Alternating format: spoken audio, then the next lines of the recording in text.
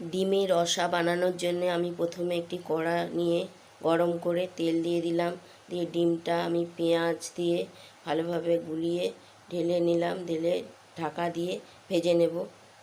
ভাজা হয়ে গেছে দেখুন, আমি ডিমটা তুলে নিলাম। ওই তেলে আরেকটু অল্প তেল দিয়ে আমি আরেকটা ডিম ভেজে নেব। সেমভাবে আমি ডিমটা উল্টে পাল্টে ভেজে নিলাম, ভেজে তুলে নিলাম। দিয়ে ওই কড়ায় আরেকটু তেল দিয়ে আমি পেঁয়াজ বাটা দিয়ে দিলাম। পেঁয়াজ বাটাটা সামান্য একটু কষিয়ে আমি আদা রসুনের পেস্টটা দিয়ে দিলাম। আদা রসুনের পেস্টটাও সামান্য কষিয়ে টমেটো দিয়ে দিলাম।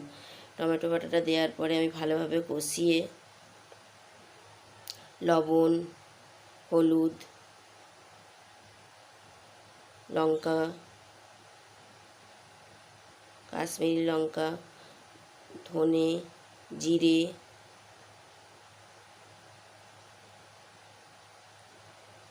একটু জল দিয়ে ভালোভাবে নাড়িয়ে চাড়িয়ে কষিয়ে নেব। দেখুন মশলা থেকে তেল ছেড়ে এসেছে। এই সময় আমি গরম মশলা অ্যাড করলাম সামান্য, দিয়ে আবার আমি ভালোভাবে নাড়িয়ে চাড়িয়ে দেখুন খুব ভালোভাবে তেলটা ছেড়ে গেছে। এবার আমি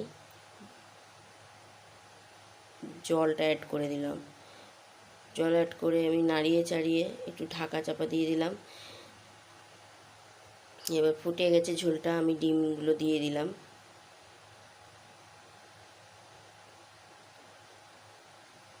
ঢাকা দিয়ে দিলাম।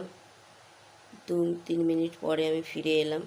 দেখুন আমার গ্রেভিটা প্রায় গায়ে গায়ে হয়ে গেছে। এবার আমি নামিয়ে নিলাম।